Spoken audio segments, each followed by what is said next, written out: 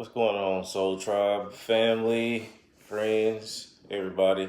I hope everybody had a blessed, positive, productive week.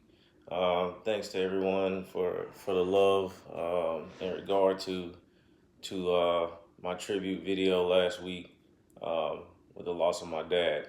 With that being said, jumping straight in here, I just wanted to hit on like limiting beliefs. Okay, so like limiting beliefs are the stories that we tell ourselves that keep us um, in a low vibrational state. They keep us from taking steps to move forward.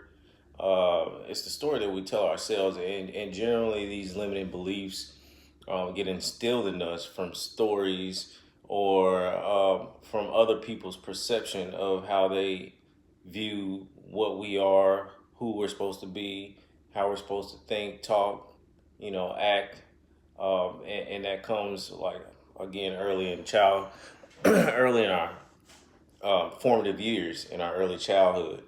But as we begin to grow and we get older, we start to have this internal feeling. We start to get this internal dialogue to tell us that we're meant for more, that we do have the ability to bring something to the table, be it a skill or, a message, um, a certain service.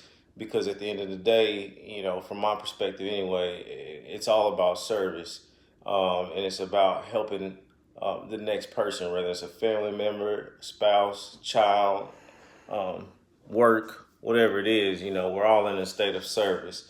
So what we got to do is we got to begin to uproot these deep-seated limiting beliefs, right?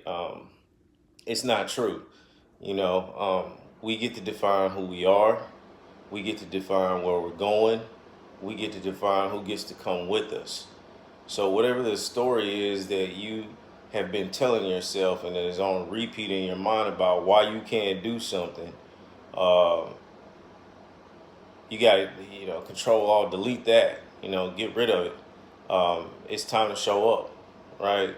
Show up for yourself so you can show up for your family, so you can show up for your community, and most importantly, so you can show up for yourself, right? Because life is short, right? It goes by in a flash, and you got to show up, and you can, and you will. You're stronger than you think.